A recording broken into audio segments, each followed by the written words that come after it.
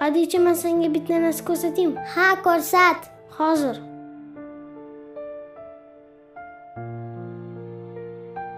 Qara, menda Qur'on kitob bor. Bu axir Qur'on kitobi. Abubakar menga ham Qur'on kitobini berib tur. Yo'q, bermayman, buni odam bergan. Borsani yana olib bersin.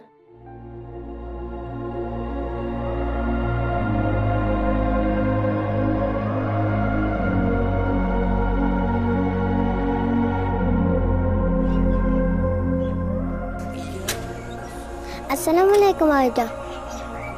Va alaykum assalom. Ke qizim. Oyijon, menga ham Qur'on kitobi olib bering. Abubakar Qur'on kitobi bor ekan.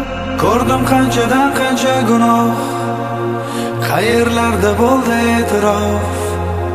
Kimga yomon, kimga yaxshiroq, aybimizni kechirsin Alloh. O'tdi oylar, o'tdi qancha kun, go'yo yashaydigandek hanuz. Qilib qolmasimizdan afsus, ortimizdan qolsa yaxshi so'z. Kimga yomon, kimga yaxshimiz, ajratamiz kimga vaqtimiz. Rasululloh qaydasiz, sog'ingan sizni ummatingiz. Ya Rasululloh sallallohu alayhi va sallam, ya Nabiyulloh sallallohu alayhi va sallam, ya Rasululloh sallallohu alayhi va sallam, ya Nabiyulloh sallallohu alayhi va sallam. Bir payt tushlariga Imom Buxoriy kiribdilar. Imom Buxoriy go'zal bir libosda, qo'llari to'la shundoq kitoblarni olib uylarining oldidan o'tib ketayotgan ekan. Oysha hayron bo'lib bundoq qarasalar, Imom Buxoriyning oldilarida Rasululloh sallallohu alayhi vasallam ham ketayotgan ekanlar. Yugurib borib umidvor bo'lgan Oysha, "Yo Rasululloh, Imom al-Buxoriyga ayting, qizim Hadichaga bittagina Qur'on kitob bersinlar." Shu payt payg'ambarimiz sallallohu alayhi vasallam Oyshaning yelkalarini silab, "Ey Oysha, sabr, sabr, sabr" deb 3 marta aytibdilar. Va aytibdilarki, sendek ayollarga tayyorlab qo'yilgan mukofotlar bor debdilar.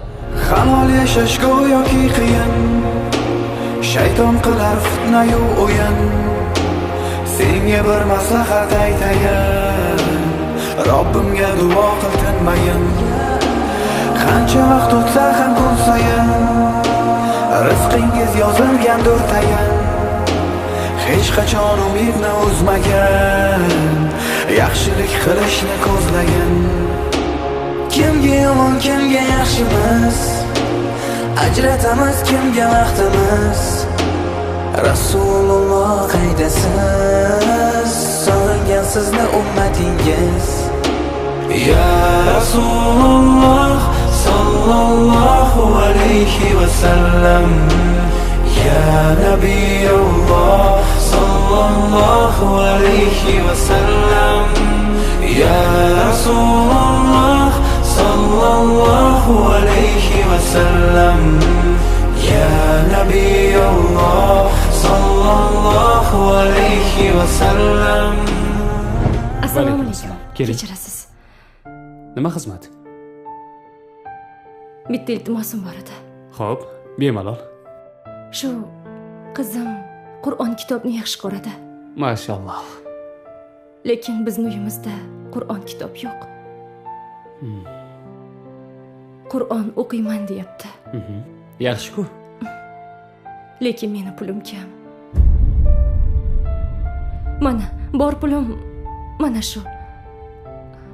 Agar xo'p desiz, 3 oyda bo'lib qaytaraman.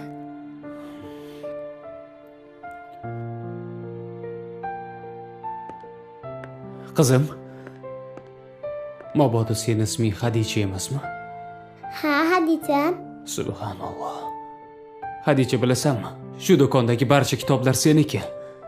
Sen tufayli bugun tushimga payg'ambarimiz Rasululloh sallallohu alayhi va sallam kirdilar va dedilarki, seni do'koningga Hadicha tashrif buyuradi va sen unga bir Qur'on kitob sovg'a qilasan dedilar. Xohlasang mana shu do'kondagi barcha narsalar seniki. Sen juda ham barakali qiz ekansan.